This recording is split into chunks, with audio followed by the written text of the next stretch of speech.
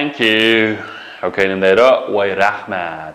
Thank you. Endi taklif qilgan ekan, endi bir so'yiga usta ko'rishgan nima desam, rahmat. Adab o'ziniki minnatdorlikni bildirish, shunami? Thank you. Okay. Look. Okay, endi nima? Qarang. Okay, look. Look. Qarang, shunami? Okay. Here it is. Xo'sh. Ana here it is. Here you are. Deganimiz nima aytaymi? Mana. Demakchi, bir narsani boshqalarga sunganda, boshqalarga ko'rsatganda here you are shunami? Masalan, bu here it is o'rniga here you are desak qanday bo'ladi. Agar endi bir narsani here it is, demakchi it is here. It is it deganni ko'rsatib musharaka nima desanglar, ash ko'ynak shu. It is here. Demakchi u bo'lsa mana. Demakchi bir narsani bir tal narsani mana deb ko'rsatdi-ku. Endi mana tavjong juda qo'yamiz ta'tu jumla. Arab nima desanglar here ni oldiga qulaylik bo'lsin uchun yutkib oldi. Shuning bilan nima here it is bo'ldi bu. Aslida o'zbekcha it is here. Janalmallar it is here. Endi mana ko'plik bo'lib qolsa, bir necha narsa bo'lib qolsa, here they are. Demakchi they are here degan gap bo'ldi. Here they are. Okay, here they are bo'lsa mana bular. Deb ham ko'p narsani ko'rsatdilar. Ko'p narsani ko'rsatdilar. Here it is mana. Okay, mana desnim debdi. Okay, it's a nice dress. Nim debdi. Wow, u bo'z intayin bir chiroyli, baland bir ko'ylak ekan. It is a nice dress. Okay. It's very smart. Okay. It is u bo'lsa very nice, smart, nice, güzel ekan, nice, chiroyli ekan, nice, yarashimli ekan. Tushunami? It is very smart. O intan yarashimli ekan. Okay. My hat's new too. Debdi. Why? Mening shlapam yangi debdi. Tushunami? Okay, my hat's. Yana bir narsa nima yangi aytib Allah? Uningki dress shunami? New dress, my hat's new too. Okay. They say, and what color is it? What color is it? What color is it? They say, it's the same color. Okay. The same color. And they say, the same color again. O'xshash rangda. Okay. And the same again is o'xshash color again. The same color. O'xshash rangda. O'xshash rangda. Okay, demakchi umuman nimaga yeshil rang ekan. It's green too. Shunami? U bo'lsa qanday rangda? Yeshil rangda. It's green too. Umi yeshil rangda. Okay, that is a lovely hat. Okay, nima debdi? Wow, o degan bek bir xil naytdi chiroyli shlap ekan. That is a lovely hat. Lovely hat. Okay, lovely mikan bolalar? Xo'sh jamsa Mushu bugungi darsimizniki muhim bo'lgan bir grammatika shortsa qarab boqaylik. Grammar letter. On a further note on the text. Endi qaranglar mushariki muhim nuqtalarda. Masalan, bunada it's the same color.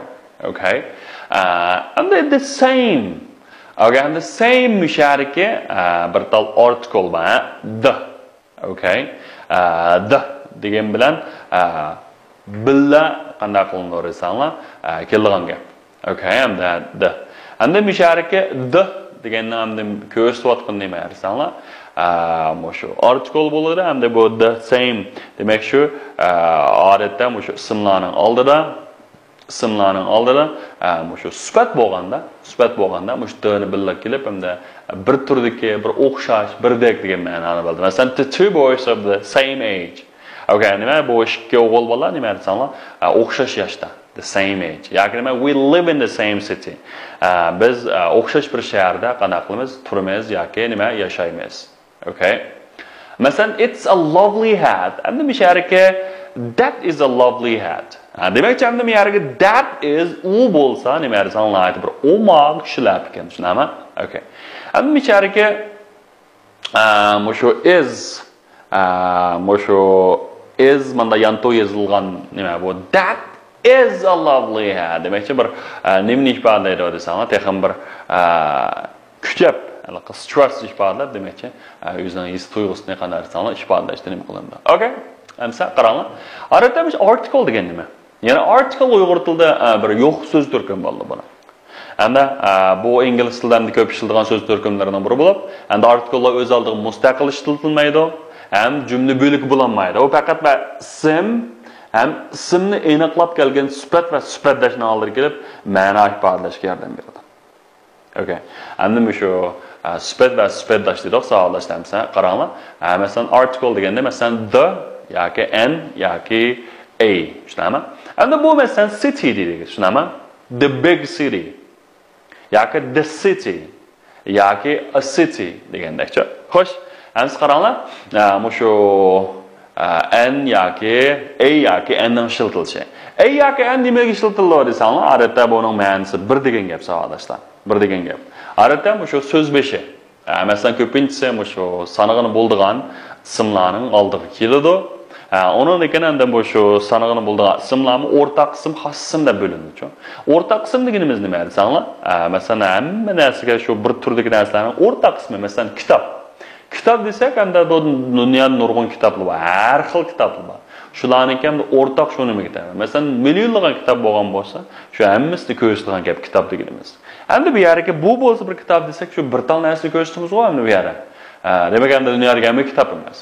Şuna müşareke, this is a book deymiz. This is a book.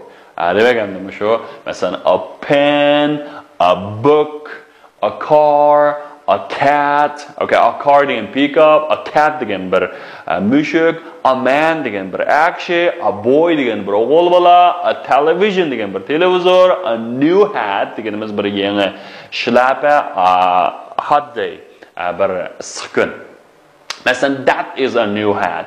U bo'lsa nima desanglar, bir yeni şlapa. Mesela it's a cat. U bo'lsa nima desanglar, bir mushuk. Yana this is a car. Bu bo'lsa nima desanglar, mashina. Yana bu en var nima desanglar, so'z beshi. So'zdan beshi keladi. Yana odatda bu shu so'zdan beshi. Yani şu bir ismninki tunji harfi yoki sifatning tunji harfi suluq tovush harfi bilan boshlangan bo'lsa, shuningga qanday qilmaymiz desanglar, shu talaffuz qilgan suluq tovush bilan boshlanish kerak. Bo'lsa, undan shuningga anni qilamiz. Masalan, suluq tovush degan a e i o u shunami?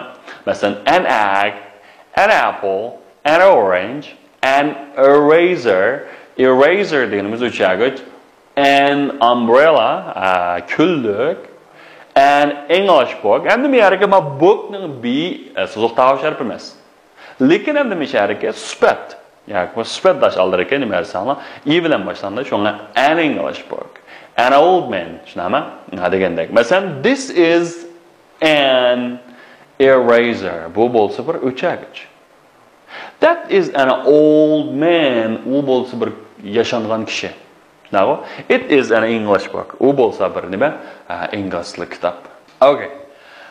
Undan keyin yana bir ahvolda savollashlar. Masalan, nimaga ishlatildi desanglar, masalan, bir shay yoki shu shayga munosabatli shayni birinchi qatim tilga olganda a yoki an ishlatiladi. Endi ikkinchi qatim tilga olganda nima ishlatildi desanglar, the ishlatildi. Masalan, men tunugun uyga ketib berib, yo'lda bir ishni ko'rdim. I saw a dog. Bir ishni ko'rdimi? Yo, yeliq ish degan yaman yo'g'on ekan, The dog. Okay. Demakchi misharga the dog deganimiz yeliqi. Demakchi misharga the degan article nima desang, yeliq ish bo'lsa was nima? Yo'g'on ekan, bu qop-qora ekan. The dog was black. Yeliq ish qanday ekan desanglar, qora ekan. Demek endi misharga deganimiz hamda shu bir deganni bildirgan bo'lsa, makeynniki the deganimiz nima desanglar, shu yeliqi. İngilizcedeki yeliqi degan ma'nosi bildiriladi. Okay. Masalan, ismlarni oldin sifat kelganda ularni oldin ishlatiladi. Masalan, the new street, the old building, the Chinese class degandekcha. Demak, endi bu ismlarni oldin sifat kelganda shundan nimani ishlatilganmiz? The-ni ishlatilganmiz. Tushundingizmi? Okay. The new street, the old building, the Chinese chess. Nima desanglar, Chinese chess deganimiz hamda Jungocha shaxmat. Shaxmat. Okay, old building deganimiz shu kona bina. Hamda new street bo'lsa yeni ko'cha. Yeni ko'cha. Demak, hamda mishara savollashlar, nimani ishlatdi desanglar, Şu dön işletti. Demekçi the same color. Color degemiz sim emasmi? Simlarga sifat kelsa, ya'ni nimani ishlatganmiz? The şu article'ni ishlatganmiz. Xo'sh. And the mere grammar in here. And what color? Okay. And the moshunga o'xshash savol jumlalar qaranglar. What color is Anna's hat? Okay. And what color is Anna's hat? Demekçi Anna'nınki shlapsniki rengi nima? Tushunami? Buni o'rganib bo'ldik, tushunami? And what color is Helen's dog? And Helen'ning ishtlarininki rengi nima? And misharga what color is Helen's dog degan mushumligi ma birinchisi qisqartirilgan asli marisanglar shu BP'ni ko'rsatadi. Ikkinchisi nima marisanglar egilik kelishning qo'shimchasi nang deganni bildirdi. Mana shu qismni aralashtirib o'tmanglar. Masalan, what color is Helen's dog? And what color is your shirt? And this is in ko'ylakning rangimi? What color is your shirt? Yoki what color is it? Uning rangi nima? What color is it? Okay, naqta qaranglar savollashlar.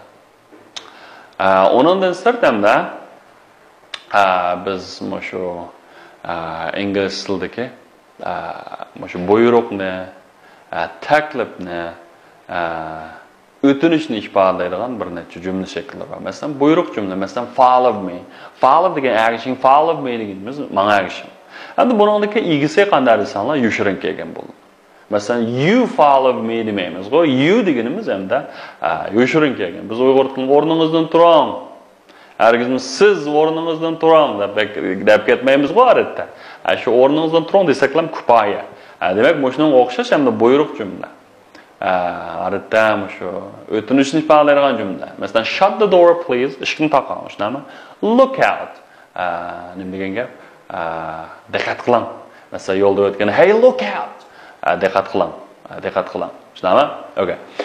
Uni degandan mishara, shunda buyruq jumlalari yana birga and, o'tirdagi and ishlatilishi. Okay, and ishlatilishi. Anda miyariki bu and nimaga ishlatilgan deganda, odatda shu to bilan asosan qanday desanglar o'xshash. Endi miyariki come, see deb bo'lmasmi? Come, see ikki tal nima desanglar feel bor. Endi ikki feel ingliz tilida hargizmi birga kelinmaydi. Shunga endi mishaga and ishlatilgan. Yoki nima desanglar aniqsizlik holatda to ishlatdik.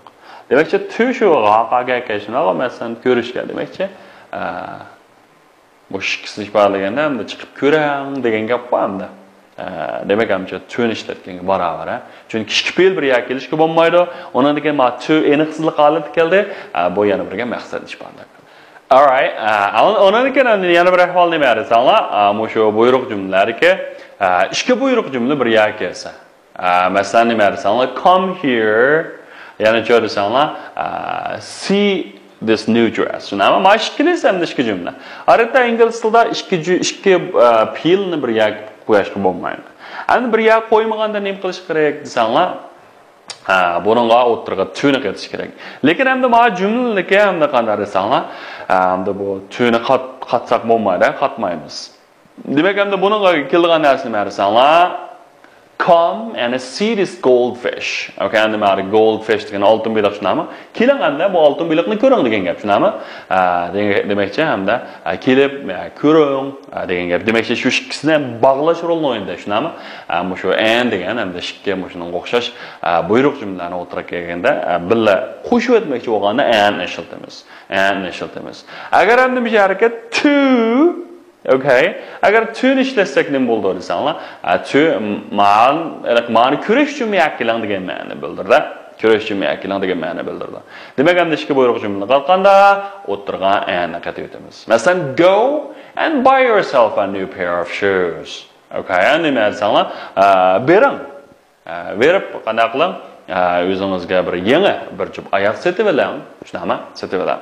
Ana wait and see, endi saqlang. Wait and see and qarab beqing, shunami? Degan gapda shu ishga jumla.